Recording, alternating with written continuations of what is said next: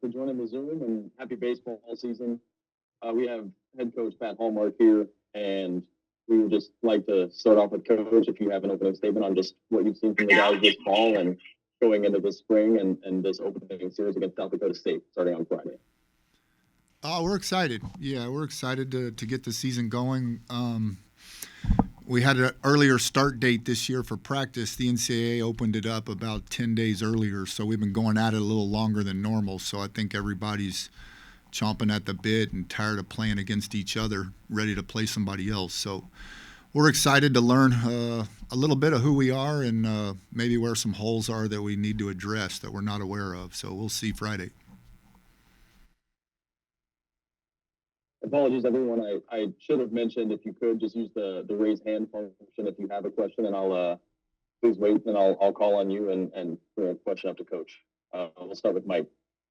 Hey, Pat, I'm excited like you are to get going, and I'll see you guys tomorrow at the gathering over at the ballpark.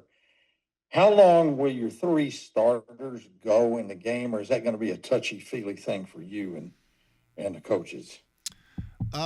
It'll be by pitch count, less than innings. So they've all been built up. Like I said, we started a little earlier. I probably won't share the exact pitch count just in case South Dakota State, they're well coached. So he might have some strategies to manipulate that a little bit. But, yeah, I think all over the country, most of the starters this weekend will be on a pitch count. But it'll be more high than low because they are ready for that. So – yeah, it won't be by inning, though. And you're excited about the weather, I'm sure. Yeah, weather looks good. I think we could get a little rain, but we'll keep an eye on it, and we got the tarp, so I do think we'll get all three games in. Good. Thank you. Jerry? Yeah, good afternoon, Coach. Thanks for joining us. I wanted to just check with you. Have you announced your starting rotation for the opening weekend? Can you fill us in on that, and possibly who's going to take that Simon Miller role this year?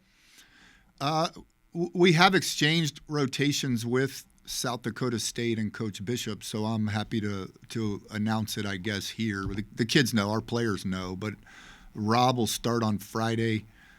Connor Kelly will start on Saturday.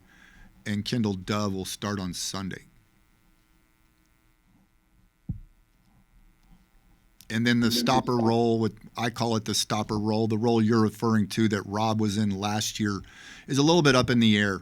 There's some flexibility with that. We'll probably use not just this weekend, but a whole plethora of games here to start the season to see where we go exactly with that role. And you could even see one of those three guys that I just mentioned as this weekend starters. It doesn't mean they'll necessarily start next week against Dallas Baptist. It'll be contingent upon, one, how they do, and two, just this other role. We really only, at least since I've been here, we really only have kind of four set roles, which would be three starters and then this stopper role, and everybody else pretty flexible. So, yeah, it could change on weekend two, but that's where we're at right now. JJ? Pat, how much different do you think this version of the Roadrunners will look compared to last year? I don't know yet. I hope we're better. I don't know that we're better. We're not quite as athletic, just from terms of the athleticism, but baseball is a different game than maybe basketball and football. Athleticism, while it's important, some of the best baseball players aren't always the best athletes. But anyway, we're not quite as athletic. That would be the only readily difference I can tell at this point. I do think we're a good baseball team. We got to grow, though. The most important thing right now is just that we continue to improve. That's what I mean by grow. We got to have growth in lots of areas. So we got some questions. Some of the pitching you'll see early on will be some familiar faces, but they're going to be in bigger roles. So that's very important. It's just this idea of good players maybe taking a level up in terms of the role that we're asking them to carry, because guys like Lytle, Talzig are gone. Those are big roles. Owens is gone, Royce is gone. So they're just bigger roles for people that you're probably going to be familiar with the name. But we'll see how they do with the bigger role. And how would you characterize the energy overall, just kind of surrounding your program at this point? Coming off a historic season, it seems like there's a lot of momentum around the program. How would you just describe all that? I would agree with you. There is a lot of momentum. The energy's been great. A lot of buzz. I think they sold out the chairback seats, or real close. The golf tournament that my wife puts on for us raised more money than any of the other golf tournaments had raised. So little things like that. There's definitely people took notice of what we did last year. So we need to really just kind of put that stuff to the side if you're players and coaches, and really focus on what we can control. And that's not as easy done as it is said. Focusing on what you can control, like throwing strikes and hitting the ball and making the plays. At the end of the day, that's what it's all about. It still gets down to what you do on the field. So we're trying to keep our minds on that and become better baseball players through some of the hoopla from last year. One more just to kind of follow up and close that outside stuff in. The school announced there's some improvements to the ballpark. Can you provide us an update of what the status of all that is and when you expect all that to be in place? I wish I could. I don't know the update. So yeah, video board is coming from what I've been told. And then we still have this bigger project, which is a new player development building, locker room, which the funding we're still reaching out to folks and hunting the funding. Some of the former players, there's an alumni group that's been spectacular and kind of spearheading at least a section of that an alumni locker room section. So it's all in the works. It's all full speed ahead, and we're definitely excited about it.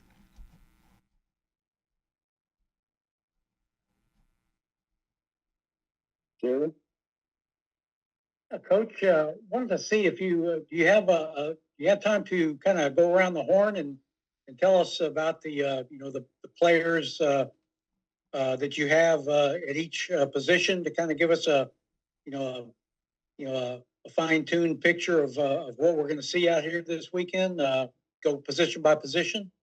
Yeah, loosely. I don't know about fine-tune yet, Jerry. I just don't know. If I knew, I'd tell you. But I think Andrew Stuckey is the leading candidate to be behind the plate again. He had a fantastic year last year, and he looks great. He's healthy and strong, and everything you saw last year in him. And then we have 3 other good catchers. So I don't know exactly which one is slated to back up Andrew, because they're all pretty solid. Brock Palmer and Whit Joyce are back from last year, and local athlete Jacob Silva from Clark High School is in that mix too. So we're very happy with the catching core, but Stuckey will be the main guy there to start the season. Caden Miller's back at first base. There had been some talk about moving him to the outfield, but our outfield's pretty deep right now. So Caden, you'll probably see Caden at first base. Great on-base guy. Really, really excited about Caden's sophomore year. And then the infield's a little bit up in the air. I think most people have heard we had an injury to Nate Hodge. That's probably when I referred earlier to not being quite as athletic as last year, that's one of the reasons. I think if Nate was healthy, we could match some of the athleticism on the infield with what we had last year, but he's not. So it's kind of next man up, and we'll be fine with some of the depth that we have on the infield. But I don't know the exact positions, but I'll give you a few names, and you could see these guys at second, third, and shortstop. Certainly Jordan Bain would be in that mix. Couple new players. Well, Diego Diaz, not a new player, but you're going to see Diego in that mix as well. And then a couple new guys, Aiden Eshelman, Josh Arquette, both be in that mix as well, playing those infield positions. Josh Vaughn, Mason Jacob back from last year to provide some depth in there as well.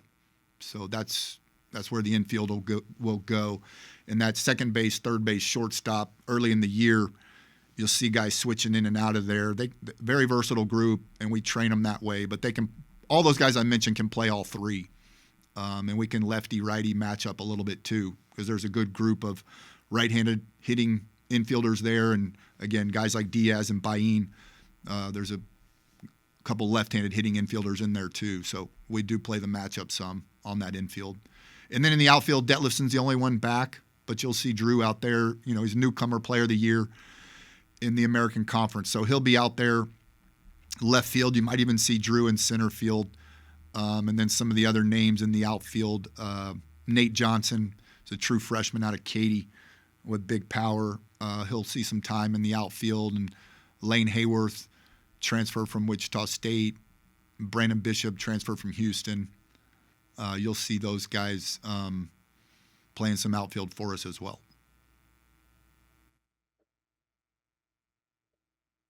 Mike, was there anything else from you?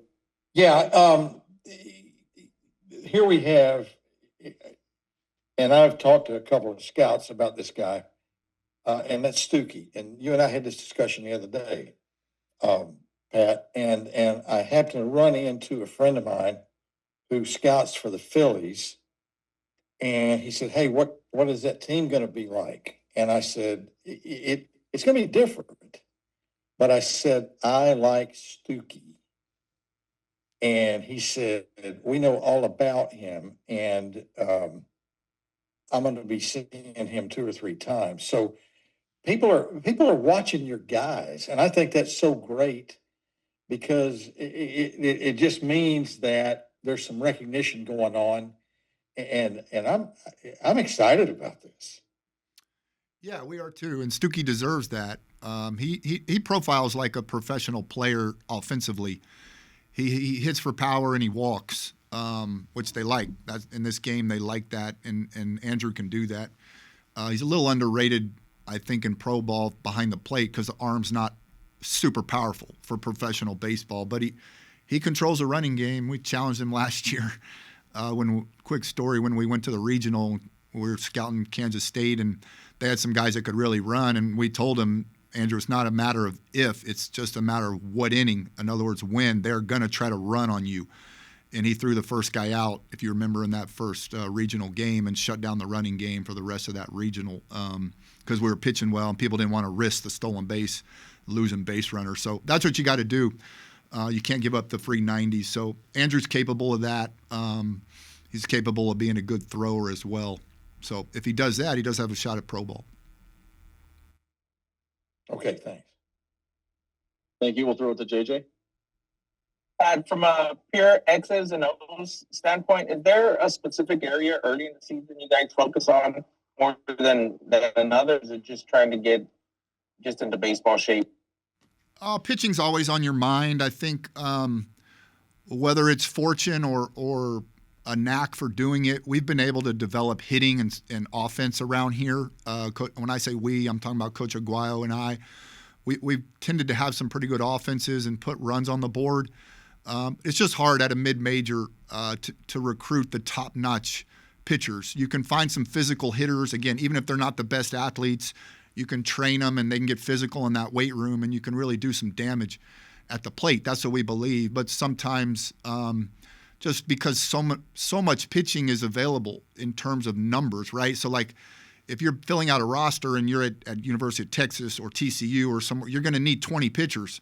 You don't need 20 shortstops.